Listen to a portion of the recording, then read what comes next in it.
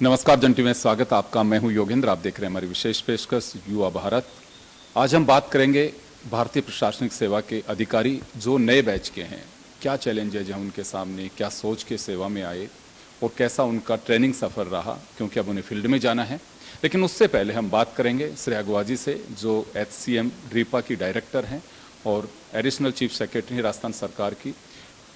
ये जब सर्विस में आई तब से अब तक का इनका सफ़र और नई जनरेशन में, क्योंकि कई ट्रेनिंग्स भी इनके साथ में की हैं, कई फील्ड में इनके सबऑर्डिनेट भी रहे, तो क्या बदलाव देख रही हैं, क्या नई चुनौतियां हैं? बहुत सारे बदलाव इस तरह के भी होंगे, टेक्नोलॉजी और रिफॉर्म्स के भी, तो उसको लेकर आज हम चर्चा करेंगे। मैम, एक लंबा सफ़र भारतीय प्रशासनिक सेवा के अधिकारी के रूप में आपका भी रहा।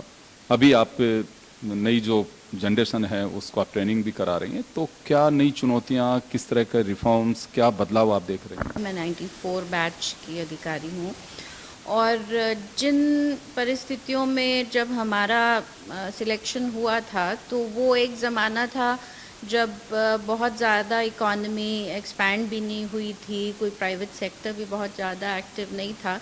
तो इस जॉब को सबसे ज़्यादा अहमियत दी जाती थी और सभी जो यंगस्टर्स होते थे कॉलेज यूनिवर्सिटी से निकले हुए, तो ये नंबर 1 जॉब प्रेफरेंस होता था। पर अब तो जो हमारी देश की परिस्थिति है, जो इकोनॉमिक सिचुएशन है, काफ़ी बदल गई है। दूसरे सेक्टर्स भी इतने ज़्यादा बढ़ गए हैं, उनमें भी अपॉर्चुनिटीज़। तो आजकल के बच्चों के सामने चॉइस बहुत ज़्यादा है और मैं जो देखती हूँ कि जो हमारे नए ट्रेनीज़ आते हैं तो वो बहुत ही कॉन्फिडेंट रहते हैं और बहुत एक दृढ़ निश्चय के साथ आते हैं कि उनको इस तरह की नौकरी ही करनी है, जबकि उनके पास ऑप्शंस बहुत ज़्यादा होते थे। जब हम आते थे तो एक सेवा भावना बहुत ज़्यादा उसका कल्चर था, तो हमेशा ये कहा जाता था कि ये सर्विस है, so it is a calling, it is not a profession. हमारी ट्रेनिंग भी जब होती थी तो बहुत एम्फेसिस दिया जाता था कि आप सिविल सोसाइटी के साथ कैसे जुड़ेंगे, आप NGOs के साथ आपको काम करना पड़ेगा, तो वो सेंसिटिविटी आपकी होनी चाहिए। हर सेक्टर में टेक्नोलॉजी बहुत अहम रोल प्ले करता है। तो अब जैसे इंजीनियरिंग बैकग्राउंड के तो करीब 80s, लेट 80s से ऑफिसर्स आने लग गए हैं, पर चाहे वो किसी भी एकेडमिक बैकग्राउंड का हो, ट्रेनिंग तो एक तरह की सेम ट्रेनिंग होती है सबकी। और उसके साथ साथ मैंने देखा है कि सबको अब ये सेंसिटिविटी है कि जिस क्षेत्र से भी हम आए हों, हमारा बैकग्राउंड मायने नहीं रखता है, पर जहाँ भी हम काम करेंगे ज़्यादा से ज़्यादा हम नवाचार करें, हम टेक्नोलॉजी का यूज़ कैसे हो, सिस्टम्स कैसे ट्रांसपेरेंट हों, डिलीवरी सिस्टम्स कैसे इम्प्रूव हो, इस पर जोर रहता है। तो आजकल के जो ट्रेनीज़ हैं, मुझे उनमें उत्साह बहुत ज़्यादा इस तरह का दिखता है। आज CSR का पैसा भी आता है, गवर्नमेंट ऑफ इंडिया की भी कई प्लानिंग्स है, जो स्टेट के रेशो के साथ में वो पैसा भी मिलता है। लेकिन अभी भी ये है कि आप पैसा कैसे लेके आ सकते हो, तो वो काबिलियत आपको तैयार करनी पड़ेगी। हमारे समय ये होता था कि इतने फंड्स नहीं होते थे, चाहे जैसे हम जिला परिषद की भी स्कीम्स, तब DRDA होता था, उसकी स्कीम्स होती थी ना, तो भारत सरकार से बहुत ज़्यादा फंडिंग आती थी, स्टेट के भी अपने रेस्ट्रिक्शंस होते थे। तो हमें ज़्यादा ये सिखाया जाता था कि आप लोकल जो फंड्स हैं वो किस तरह से आप उसको जनरेट कर सकते हैं, लोगों को जोड़ सकते हैं। तो ये जो सहभागिता का एक बहुत, हर स्कीम में उस ज़माने में, चाहे वो सोशल सेक्टर की जितनी या ग्रामीण विकास की स्कीम्स हो, तो जन सहभागिता एक कंपोनेंट होता था। धीरे धीरे अब जैसे मैं हाल ही में ग्रामीण विकास डिपार्टमेंट मैंने संभाला है, तो स्कीम्स इतनी ज़्यादा हैं, फंड्स इतने ज़्यादा आ जाते हैं और एक ये धारणा हो गई है कि हर एक स्कीम में एक एडमिनिस्ट्रेटिव फंड होना ज़रूरी है। बट आप ये भी देखें कि जो अब मीडिया एक हो गया, उससे हमें बहुत ज़्यादा, उस टाइम पे इतना तो फैलाव था नहीं, तो इसलिए हमें वो एक हैंडल करने के लिए बहुत ज़्यादा ना ट्रेनिंग होती थी, पर अब वो एक बहुत अहम मुद्दा हो गया है कि आप कैसे प्रेजेंट करें, आप कैसे इन्वॉल्व करें, आप अपना मैसेज कैसे कम्युनिकेट करें। तो ये कॉर्पोरेट कम्युनिकेशंस का तो कोई कॉन्सेप्ट नहीं था, वो अब के ज़माने में हम ट्रेनिंग में उसमें भी हम डालते हैं। उसके साथ साथ हम उनको ये भी एक नई चीज़ जो सिखाते हैं कि मान लीजिए आज सबके हाथ में एक कंप्यूटर है, एक स्मार्टफोन सबके पास है। हमारे समय में तो जब हमने शुरुआत की तब मोबाइल फ़ोन ही नहीं हुआ करते थे। तो एक स्मार्टफोन को एज अ टूल आप कैसे यूज़ कर सकते हैं, क्योंकि अब सारी जानकारी हमारे फिंगर टिप्स पे होती है। हम सारे ऐप से, मतलब किसी को ऑफिस में ना रहने का कोई एक्सक्यूज़ नहीं हो सकता कि आप अपने फाइल्स नहीं क्लियर कर रहे हैं या आप अपनी परफॉर्मेंस नहीं दिखा पा रहे हैं। प्लस ट्रांसपेरेंसी हो गई, सारे हमारे ऐप्स में ये है कि वो जियो टैग हो जाता है या लोकेशन फिक्स हो जाती है, तो आप वहाँ गए या नहीं गए वो वेरीफाई हो जाता है। तो ये ज़्यादा ट्रांसपेरेंसी का जो अब ज़माना है उसमें चैलेंज तो किसी भी प्रशासक के लिए बढ़ जाता है। 7 ऑफिसर हैं जिनकी ट्रेनिंग के अलग अलग फेजेज हैं। मसूरी के बाद में जो स्टेट अलॉट होता है, वहाँ की पहला जो फेज होता है ट्रेनिंग का, वो ऑलमोस्ट कंप्लीट होने पर अभी जिलों में जाएंगे। वहाँ एक अलग पार्ट होता है फील्ड पोस्टिंग में, किस तरह के चैलेंजेज आपके सामने होते हैं, क्या सिखाया जाता है। तो जिलों में जाने से पहले की ट्रेनिंग कंप्लीट इनकी कर रहे हैं। तो आज हम चर्चा करेंगे इन लोगों के साथ में। 7 ऑफिसर हैं ये। जी मणिमाला जी, स्वागत आपका जन टीवी में। जी आप कहाँ से हैं, अपने बारे में छोटा सा इंट्रोड्यूस करें। Myself Manimala. I'm from Tamil Nadu, and I have done my graduation in biomedical engineering from Anna University. तो ये पहला अटेम्प्ट था आपका? Oh no, this is my third attempt. Previously, in my second attempt, I cleared UPSC Civil Service, and I was in Indian Corporate Law Service. And then in my third attempt, I got into IAS. क्या सोच के आप इस service में आए? आप engineering की आपने, और बहुत सारे आपके पास में ऑप्शंस भी होंगे, तो ये क्यों चुना आपने? So post my graduation, I chose civil service because I wanted to create a positive impact in people's life, and I chose the career of civil service because it would provide the right opportunity for me, and also being a bureaucrat, you will have a diverse challenges also, and it will be a very better opportunity to create a more impact in the society. Rajasthan एक different geographical state है ना? तो इससे पहले आप राजस्थान आए? Yes sir, this is my first time to Rajasthan. जी, तो यहाँ के बारे में अब तो ट्रेनिंग के दौरान जो ये फेज है इसमें आपने कुछ सुना भी होगा, यहाँ के अलग प्रॉब्लम्स भी हैं। Yes, every state has its own different challenges. Rajasthan being the largest, is one of the largest state in the country. During this field training, I will be able to understand what are the ground level challenges, so that accordingly I will be working throughout my career to deal with these challenges and create a better impact in the society.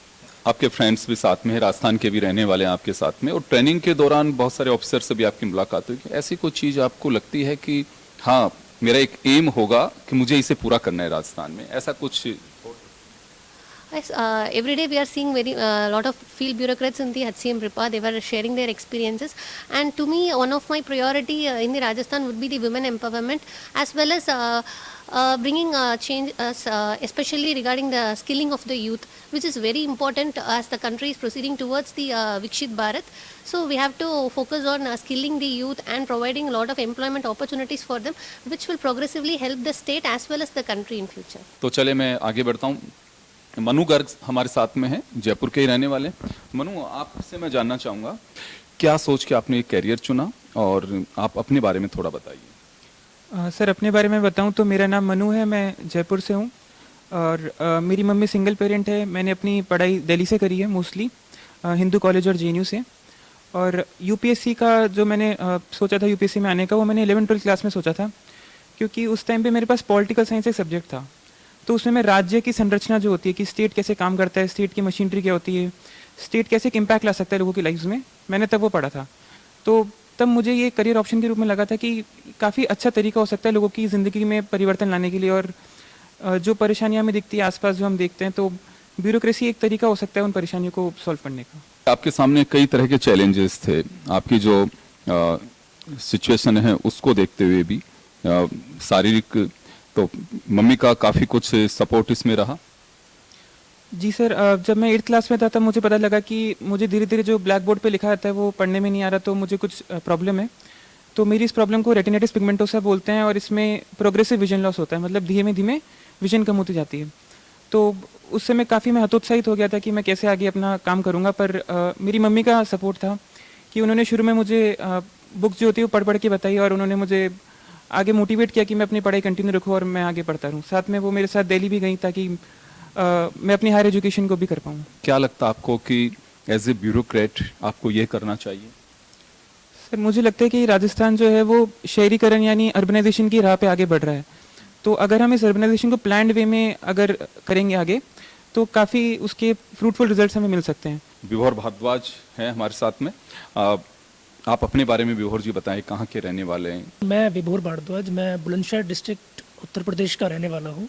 मैंने अपनी graduation and masters physics में की है Delhi university से, Hansraj college. और इस service में आने से पहले मैं Indian railway management service traffic में कार्यरत था 2022 यूपीएससी सीएससी एग्ज़ाम से, and this was my third attempt. आपकी पहले भी जॉब लग चुकी थी रेलवे में, लेकिन आपने संघर्ष किया और जो चाह रहे थे, आईएएस बनना ही चाह रहे थे आप? जी सर। क्या सोच के क्या करना चाहेंगे आप? फर्स्ट ऑफ ऑल आईएएस इसलिए चूज़ किया इन ऑल द सर्विसेज कि आईएएस में सबसे पहले scope is very wide, and according to me it provides a platform for initiation. अगर आप कुछ भी नया सोसाइटी में चेंज करना चाहते हैं तो ये एक प्लेटफॉर्म प्रोवाइड करता है आपको। ऐसा कहा जाता है कि the canvas in IAS is very huge. So आप अगर कोई इनिशिएटिव लेना चाहते हैं समाज को परिवर्तित करने के लिए, कोई प्रॉब्लम समाज में है उनको दूर करने के लिए, लोगों के लिए, तो आप आसानी से इनिशिएटिव्स आईएएस में ले सकते हैं। इसलिए मैंने आईएएस को चूज़ किया था। उत्तर प्रदेश राजस्थान में कुछ ज़्यादा अंतर मुझे नहीं लगता है। जी, मोस्टली दोनों नदन बेल्ट में पड़ते हैं तो इतना अंतर नहीं है। तो प्रॉब्लम्स के बारे में तो आप बेहतर तरीके से जानते होंगे कि यहाँ क्या ऐसी पब्लिक की प्रॉब्लम्स हैं जिन्हें हमें सॉर्ट आउट करना चाहिए। प्रॉब्लम्स ऑलमोस्ट हर स्टेट में है, एंड मेजरली जो प्रॉब्लम मुझे लगता है कि जो जिस पर मैं अपना ज़्यादा कार्य करूँगा वो ये है कि जो लोग थोड़ा सा सोसाइटी के लोअर रंग पे हैं, विच आर डाउन ट्रोडन और विच आर मार्जिनलाइज्ड, उनको ऊपर उठाने की काफ़ी ज़रूरत है। तो उसके लिए जो अपने human skilling, human resource development के जो पैमाने हैं उनको हमें ठीक करना होगा। जैसे स्कूल है, एजुकेशन है, हेल्थ सेक्टर्स हैं, जिससे कि हमारा जो डेमोग्राफिक डिविडेंड है उसको अच्छे से यूज़ कर पाएँ। अगर डेमोग्राफिक जो ह्यूमन रिसोर्सेज अपने, अगर उनको हम बेहतर तरीके से इस्तेमाल कर पाएंगे, उनको स्किल प्रोवाइड करा के, जैसे मेरी फ्रेंड मणिमाला ने भी बताया, तो उससे एक ओवरऑल सोसाइटी की डायनामिक्स चेंज होगी। ओवरऑल जो अगर सोसाइटी चेंज होगी तो हम कह सकते हैं कि पूरा एक लैंडस्केप चेंज हो जाएगा हमारे समाज का। चले, उमेश मीना जी हैं जी, बताइए अपने बारे में। सर मेरा नाम उमेश मीना है, मैं गंगापुर सिटी सवाई माधोपुर से हूँ, एंड मैंने इकोनॉमिक्स में अपना ग्रेजुएशन किया है हिंदू कॉलेज दिल्ली यूनिवर्सिटी से। एंड इसके पहले मैं 8 महीने के लिए इंडियन पुलिस सर्विस में भी था, वहाँ पे मैंने ट्रेनिंग की। कौन सा स्टेट मिला आपको? सर उस टाइम पे मुझे आंध्र प्रदेश से स्टेट अलॉट हुआ था। क्या लगता है आपको कि आज भी ऐसे पहलू हैं जिन्हें ज़रूरत है, क्योंकि देश तो काफ़ी आगे बढ़ा है, डेवलपमेंट से बहुत सारे में फंड्स भी काफ़ी कुछ हैं, स्टेट एंड यूनियन गवर्नमेंट की कुछ पॉलिसीज़ भी हैं, तो क्या लगता है आपको कि हाँ हमें इन चीज़ों को करने की आवश्यकता है? जो बेसिक एमिनिटीज़ है, जैसे education, health, drinking water, clean sanitation etcetera, उन पे तो गवर्नमेंट काम कर ही रही है। लेकिन उसके अलावा स्पेशली इन राजस्थान, क्योंकि हमारा राजस्थान मोस्टली रूरल है, ज़्यादातर पब्लिक है वो एग्रेरियन जो फील्ड है उसमें व्यस्त है, तो मेरा मेन मकसद रहेगा कि कैसे राजस्थान में रोज़गार के खेती के अलावा अदर क्षेत्रों में रोज़गार के अवसर डेवलप किए जाए, निवेश आया जाए, ताकि लोगों को अदर फील्ड्स में रोज़गार मिले, ताकि वो खेती से दूर हो एंड उनकी इनकम में बढ़ाव हो। एंड स्पेशली आर्थिक सशक्तिकरण के साथ वुमेन एम्पावरमेंट का जो लिंक है, ऐसे कल हमने आजीविका एसएचजी का विजिट किया, तो उसमें हमें महिलाओं ने बताया कि कैसे उनके पास पहले कोई आर्थिक शक्ति नहीं थी, उन्होंने एसएचजी के माध्यम से थोड़ा सा प्रोडक्ट बनाना स्टार्ट किए, फिर उनके पास थोड़ा पैसा आना स्टार्ट हुआ, तो उससे उनका जो सोशल स्टैंडिंग है उसमें भी बदलाव आया। अब उनके घर में जो डिसीजन मेकिंग है, निर्णय क्षमता है, उनमें उनका ज़्यादा से होता है। वो अपने बच्चों की एजुकेशंस पे क्या करना चाहिए उस पर ज़्यादा खर्च कर सकते हैं, उनमें उनका ज़्यादा से है। सो मेरा मेन मकसद आर्थिक सशक्तिकरण के साथ वुमेन एम्पावरमेंट पे रहेगा। आलोक जी, मैं आप ही के पास में आना चाहूँगा। वुमेन एम्पावरमेंट की बात की जा रही है और लगता है कि उसकी आवश्यकता आज भी है, तो थोड़ा सा तो पहले आप अपने बारे में बताइए, फिर मैं उस पर जानना चाहूँगा। जी, मेरा नाम आलोक है और मैं प्रयागराज से हूँ, और ग्रेजुएशन के लिए मैंने बीटेक किया है इलेक्ट्रिकल इंजीनियरिंग में। क्या आप ऐसी आवश्यकता महसूस करते हैं कि जिसकी ज़रूरत पड़ रही है कि हाँ वुमेन एम्पावरमेंट है? वुमेन एम्पावरमेंट की ज़रूरत इसके लिए पड़ रही है क्योंकि अगर हम इतिहास के दृष्टि से देखेंगे तो वुमेन मेंस के कंपेयर में उतना काम में भी इन्वॉल्व नहीं थी। जैसे अगर हम female labour force participation rate देखेंगे तो उस हिसाब से भी कमी है। और एजुकेशन में भी अगर हम अपने सेंसस का डेटा देखेंगे तो एजुकेशन में भी लिटरेसी रेट उनके अंदर कम है। तो इस तरीके से जो बेसिक चीज़ें हैं एजुकेशन से लेके काम तक हर लेवल पे काम करने की ज़रूरत है और हर लेवल पे सरकार की स्कीम ऑलरेडी है।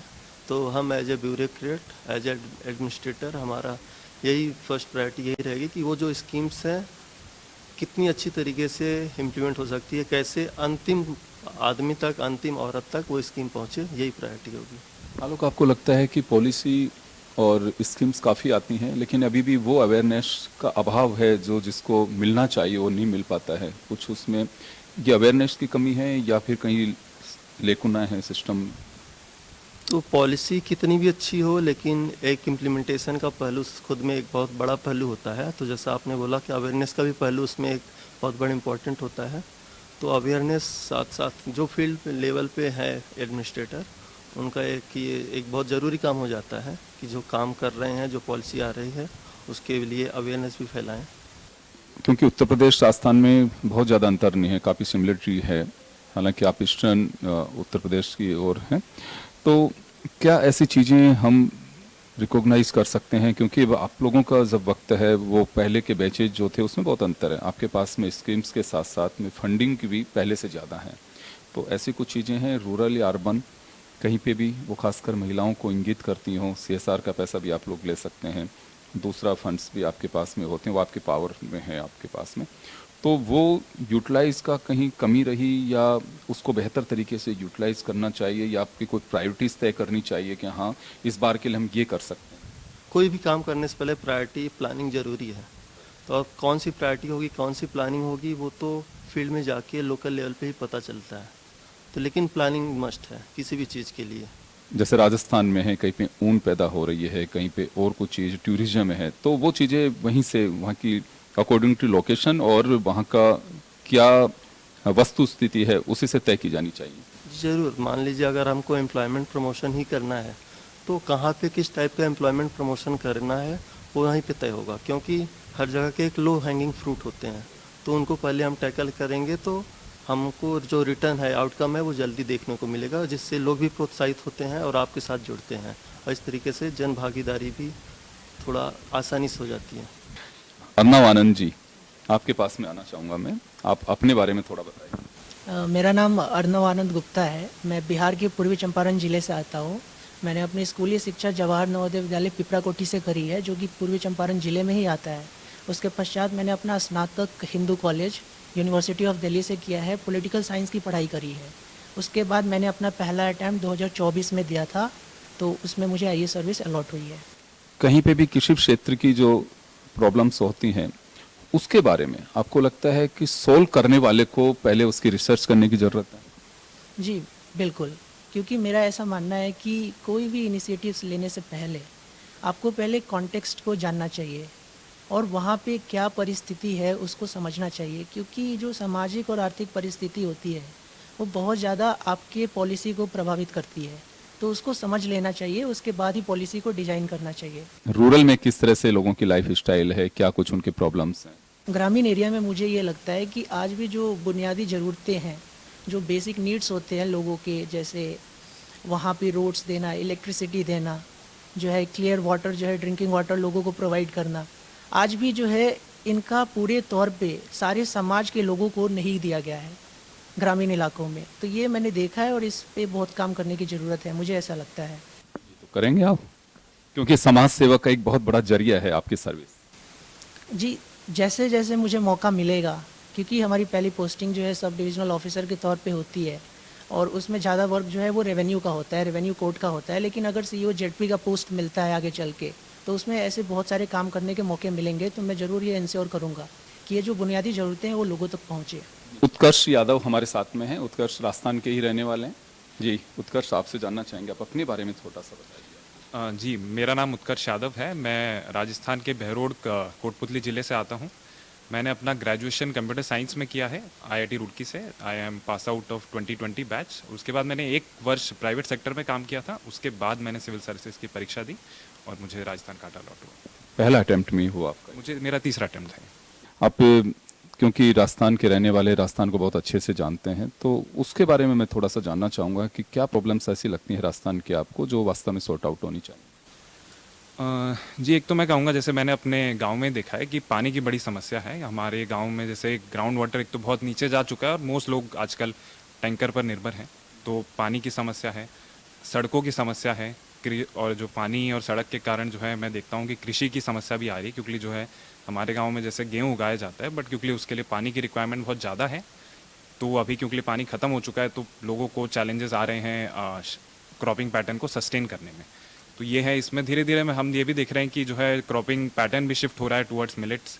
न्यू इरिगेशन सिस्टम जैसे स्प्रिंकलर और वो भी आ रहे हैं, बट उसके अडॉप्शन में अभी मैं देख रहा हूँ कि लोगों को इतनी अवेयरनेस नहीं है, लोगों के पास इतने पैसे नहीं है कि वो अपने एंड पे अडॉप्ट कर पाएँ। तो ये कुछ बुनियादी समस्याएं हैं। इसके अलावा शिक्षा, स्वास्थ्य जो है, हॉस्पिटल में लोगों को समय पर दवाइयाँ मिलना, अच्छी शिक्षा मिलना, स्कूलों, सरकारी स्कूलों के अंदर जो है एनरोलमेंट धीरे धीरे कम होता जा रहा है, प्राइवेट की तरफ लोग ज़्यादा जा रहे हैं। तो ये बुनियादी समस्याएं जो मैंने ग्राउंड लेवल पे ऑब्जर्व की है राजस्थान में। आपने चलिए प्राइवेट सेक्टर में भी जॉब किया है और आपने कुछ बुनियादी जो समस्याएं हैं, केवल राजस्थान नहीं, मुझे लगता है कि ये पूरे भारत में ही ग्रामीण परिवेश में है, एजुकेशन, हेल्थ और ये जो सिस्टम है इसमें, तो आपको लगता है कि प्राइवेट सेक्टर है इसके लिए, लेकिन उसे एक पब्लिक अप्रोच के रूप में उसे तैयार किया जाए? जी बिल्कुल। इसमें जो कॉन्सेप्ट हम फॉलो करते हैं वो पब्लिक प्राइवेट पार्टनरशिप का करते हैं। इसमें कि गवर्नमेंट कुछ जैसे कि जनरली देखा जाता है कि प्राइवेट सेक्टर का कुछ खास चीज़ें हैं कि उनका सर्विस डिलीवरी बहुत अच्छा होता है। वहाँ पे इंसेंटिव्स इतने अलाइंड होते हैं कि लोग जो है क्वालिटी ऑफ सर्विस जो है कंपेयर टू गवर्नमेंट अच्छा मिलता है। तो वहाँ पे एज अ पार्टनरशिप मॉडल जहाँ पे सरकार, private sector and even NGOs अगर साथ मिलके काम करें तो जो है उसमें हम बहुत इन समस्याओं को सॉल्व कर सकते हैं। बट हमें ये भी ध्यान रखना चाहिए कि हम पूरी तरह प्राइवेट पर निर्भर ना हो, क्योंकि जो गरीब से गरीब तबका है उसके लिए जो है प्राइवेट सेक्टर को प्रॉपरली पे करके जो है अब सर्विस ले पाना वो थोड़ा मुश्किल होता है। तो सरकार भी जो है गरीब से गरीब तबके का सरकार ध्यान रखे और जहाँ भी संभव हो सके वहाँ पे प्राइवेट सेक्टर को, सिविल सोसाइटी को इन्वॉल्व करके एक पार्टनरशिप मॉडल में एसएचजीज के थ्रू, एनजीओज के थ्रू हमें काम करना चाहिए। इन ब्यूरोक्रेट्स की ट्रेनिंग चल रही है, तो एक महत्वपूर्ण रोल प्ले किया साइन अली जी हैं, भारतीय प्रशासनिक सेवा के अधिकारी, राजस्थान मूल के ही हैं। सर, क्या कुछ खास रहा ट्रेनिंग के दौरान? हम यहाँ 1 महीने रखते हैं, तो लोकल लॉज हैं और फिर यहाँ पे जो ऑफिसेज हैं, सेक्रेटरीट हैं, उसमें हम लोग एक्सपोजर कराते हैं। कुछ पीएसयूज हैं उनका एक्सपोजर कराते हैं। बेसिकली जो मसूरी की ट्रेनिंग के बाद में राजस्थान में इनका काडर रहेगा, तो यहाँ के कल्चर, यहाँ के एथोस, यहाँ की जो शैली है, यहाँ की जो ज़रूरतें हैं, उनसे हम इनको लगभग 1 साल में पूरा अवगत कराएंगे, so that they can serve the state better. ये हमारा यहाँ का उद्देश्य रहेगा। आपका ये लंबा एक एक्सपीरियंस है, तो क्या कहना चाहेंगे इन लोगों को? क्या सावधानी बरतने की ज़रूरत है? किस तरह का आपका सर्विस डेडिकेशन होना चाहिए? अपेक्षा एक ऑफिसर से ये है कि आप डिलीवर करें, चाहे आप कोई भी हों। और एक बार ये आपकी क्रेडिबिलिटी वहाँ फील्ड में एस्टैब्लिश हो जाती है कि आप उनके लिए कुछ करना चाहते हैं, तो जो रिस्पॉन्स, जो रिगार्ड, जो रिस्पेक्ट आपको मिलता है वो अपने आप में एक मोटिवेशन होता है। तो मैं तो इन सब को 2-3 बैचेस मैंने तो डायरेक्टली डील कर लिए हैं अभी, तो मैं उनको यही कहती हूँ कि हमेशा अपने आचरण पर ध्यान रखो और हमेशा ये देखो कि आपकी जो एक विलिंगनेस है, आपकी जो सिंसेरिटी है, वो केवल वो वहाँ दिखनी चाहिए, ताकि उनको लगे कि आपको वहाँ लगाया है उनकी सेवा करने के लिए और आप उसके लिए डेडिकेटेड हो। उसके बाद जो आपको रिस्पॉन्स मिलेगा तो आपकी कई चीज़ें आसान होती जाएंगी, क्योंकि जब तक लोगों का जुड़ाव आपके साथ नहीं होता तो वो कोई भी फील्ड का, ख़ास तौर पे हम तो एज मैजिस्ट्रेट काम करते हैं, चाहे एसडीएम हो, चाहे कलेक्टर्स हो, एडीएम्स हो, तो लोगों को जब आप साथ नहीं रखेंगे आप डिलीवर नहीं कर सकते हैं। तो ये सबसे ज़रूरी काम है। सरकार का भी फोकस यही है, आपका एक लंबा करियर रहा और लगता है कि नए जुनून के साथ आप इनको रवाना भी कर रही हैं। आपका बहुत बहुत शुक्रिया। तो चलिए फिलहाल इतना ही, दीजिए इजाज़त, नमस्कार।